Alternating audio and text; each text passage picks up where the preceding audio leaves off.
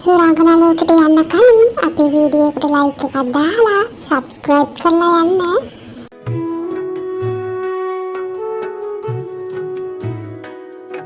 ඔන්න ඉතින් එකමත් එක ගමක පියදාස කියලා දුප්පත් ගොවියෙක් හිටියා. එයා තමන්ගේ පුංචි ඉඩම කොමඩු වගා කරලා තමයි ජීවත් වුනේ. ඒත් හරි විදියට සත්කාර කරන්න සල්ලි නැති නිසා හැදුනේ හරිම පුංචි කොමඩු ගෙඩිය. අනේ පව් වෙන මොකුත් නැති නිසා කොමඩු ගෙඩිය විකුණ ගන්න පියදාස මහා දුකක් වින්දා.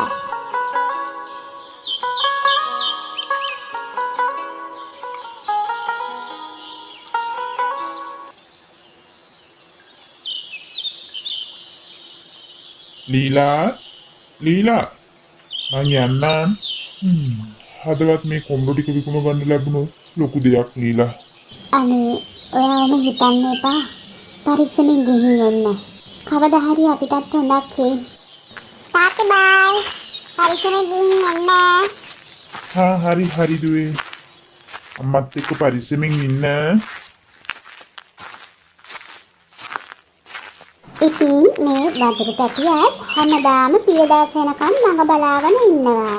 පියදාසට විකුණන්න තියෙන්නේ කොමඩු ගෙඩි කීපයක් වුණත් ඒකෙන් ගෙඩියක් ඒ කතාට දීලා තමයි එයා වෙළඳාමට යන්නේ.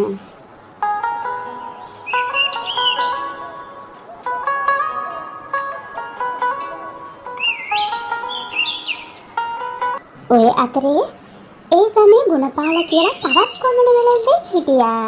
පියදාස වගේ නෙවෙයි, එයා හරිම කපටි.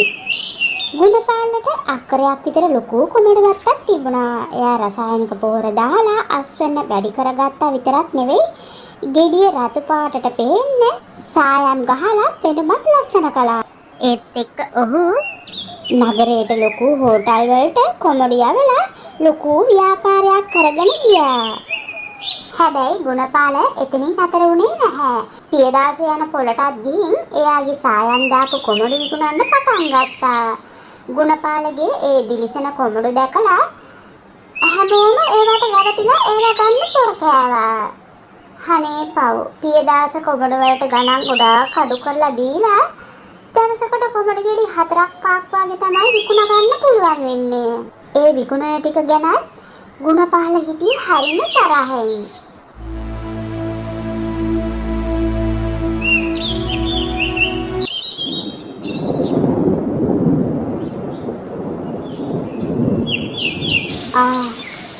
මොනවාද ඒ ගැන කල්පනා කරන්නේ? එන්න හරිත් මේ බත් ටික කන්න.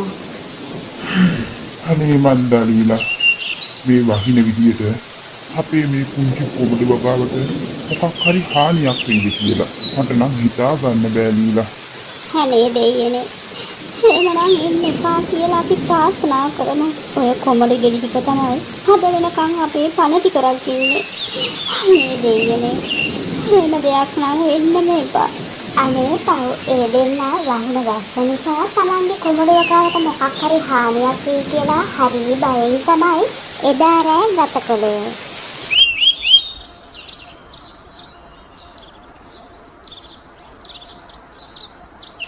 ඉතින් පහුවදා පහන්තරම දෙන්නත් එක්ක ගියා වත්තට බලන්න. ඒ දෙන්න බය වුණා වගේම ඊයරා වැස්සට මුළු වත්තම විනාශ වෙලා කොමඩු ගෙඩි ටිකත් විනාශ වෙලා ගිහින් තිබුණා.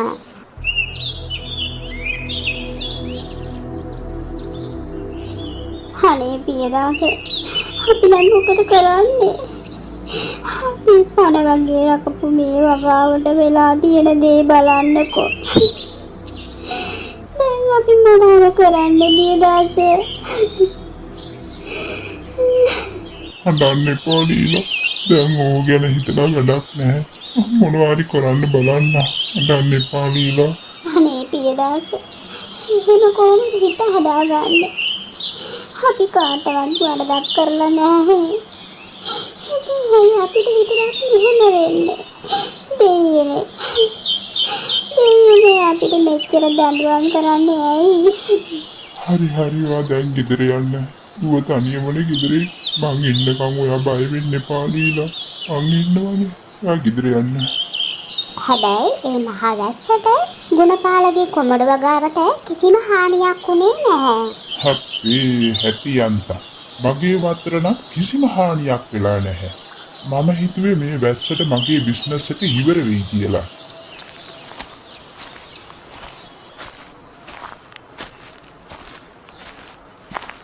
ද්‍රාඩි ඔයා දන්නවද සිද්ධියක්? මේ අර පියදාසගේ කොමඩ වගාව තියෙන්නේ ඊයේ රෑ මහා වැස්සට සේරම විනාශ වෙලාලු.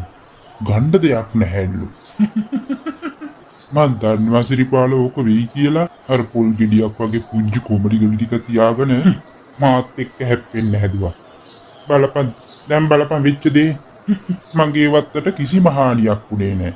අපේ හිත හොඳයි බං. පියදාස වගේ හිරිසියාකාරයොන්ට ඕම වෙලා මදි. පියදාසගේ මුළු කොමඩු වගාවම වැස්සට විනාශ වුණු බව ආරංචි වෙලා ගුණපාලට දැනුනේ කියාගන්න බැරි තරම් ලොකු සතුටක්. එයා හිතුවේ තමන්ගේ බිස්නස් එකට තිබුණු එකම බාධාවත් දැන් ඉවරයි කියලා.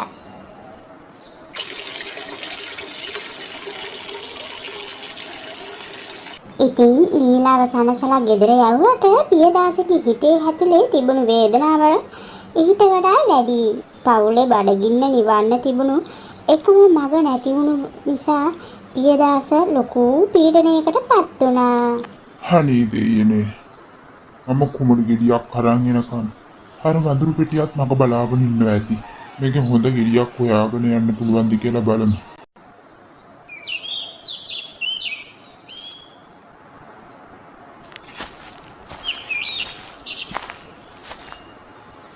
ඔන්න එනවා.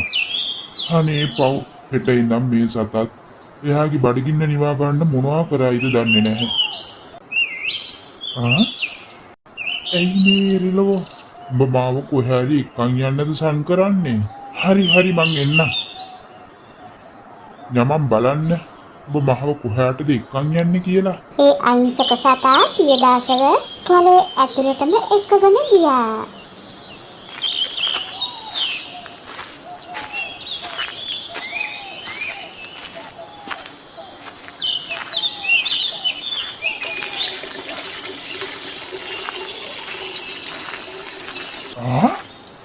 අනේ දෙයියනේ මේ මන් දකින්නේ නිනයක්ද?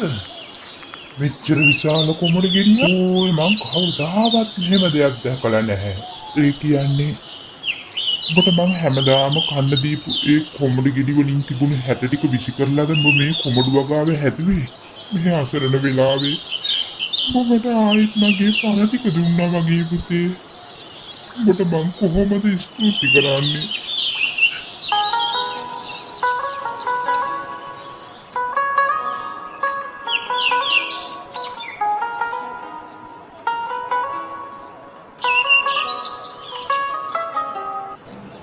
පියදාස හරිම සතුටින් ගෙඩිය පොලට අරන් ගියා. ඒ කොමඩ ගෙඩිය කුඩා කෑලි වලට කපලා විකුණන්න පටන් ගත්තා. ඒ කොමඩ ගෙඩිය බලන්න විතරක් නෙවෙයි ඒකේ තියෙන අමුතු සුවඳ නිසා මිනිස්සු පොලිමට ඇවිත් කොමඩ කෑලි ගන්න පටන් ගත්තා. ඒ කොමඩ ගෙඩිය කාපු අය කොමඩ ගෙඩියේ රස ගැන එකිනෙකාට කියන්න පටන් ගත්තා. ඒ නිසා තව තවත් මිනිස්සු කුමඩු ගන්න පියදාස වටේ පිරුණා. මේවා දැකලා ගුණපාලට තව තවත් තරහා ගියා. යකෝ කොහෙන්ද මේ වගේ විශාල කොමඩු ගෙඩියක් හම්බුනේ? එච්චර ලොකු ගෙඩියක් මං ජීවිතේට දැකලා නැහැ. හිටපන්කෝ පියදාස. හිටපන්. මං කොහොම හරි ඔයා ගන්න. කොහොම හරි ඔයා ගන්න.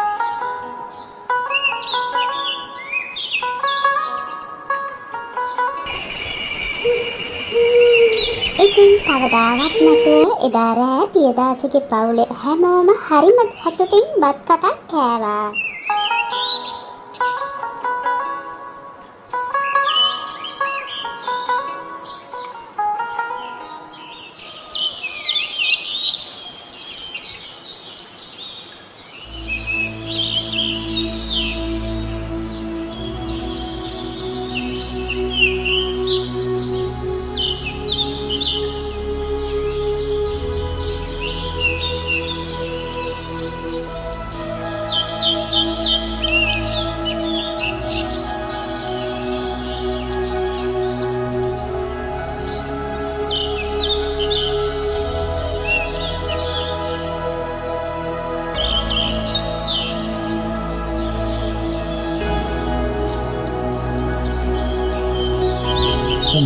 මොකක්ද මේ වගේ විශාල කොමඩ ගෙඩියක් මේ ලෝකේ තියෙනවද? ඊයදාස මෙච්චර දවසක් මේ වස්තු උඹ හංගගෙනද හිටියේ? බලපං කොහද මං කරන දේ.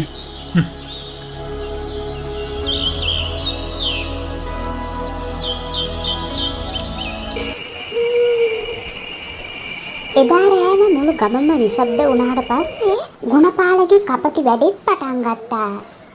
ඉතින් බලන් ඉන්නේ නැතුව ඉක්මනට ඕව අරන් අපේ ලෝරියට ගිහින් පටවපන්. එක ගෙඩියක්වත් ඉතුරු කරන්න එපා. ඔක්කොම ටික පටවපන්. උට හොඳ වැඩක් කරන්නම.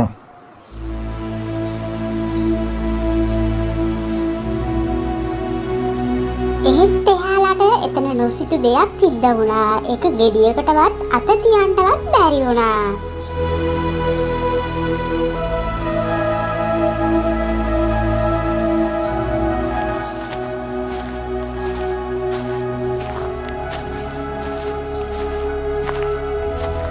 අපොයි දෙයියනේ. තියන්තම් බේරුණා. මේක කොහෙ ගියාද මන්දා? ආයෙනම් දුවන්න බෑ. ටිකක් ඉඳලා යමු. අපොයි. මේ වඳුර කොහෙන්ද ආවද මන්දා?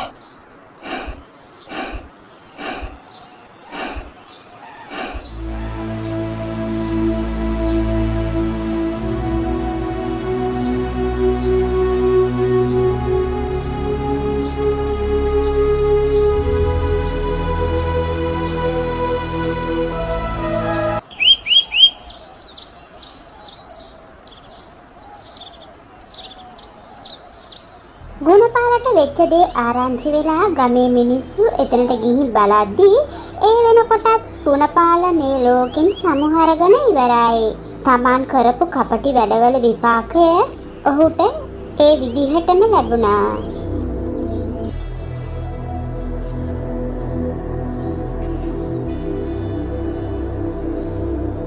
කාලය මෙහෙමම ගෙවිලා ගියා. පියදාස අර වඳුරා වගා කරලා දීපු කොමඩ විකුණලා ලැබුණු සල්ලි වලින් තවත් ලොකු ඉඩමක් මිලදි ගත්තා. ඔහු ඒ වගාවට අරිම ආදරයෙන් සත්කාර කරපු නිසා හිතුවටත් වඩා සරු අස්වැන්නක් පියදාසට ලැබුණා.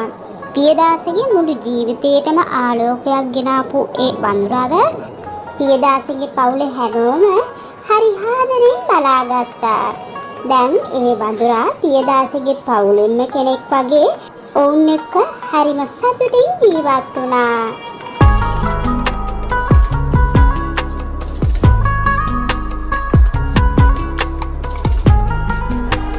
පිටකේ පතුන් හැමෝටම බොහොම ස්තුතියි.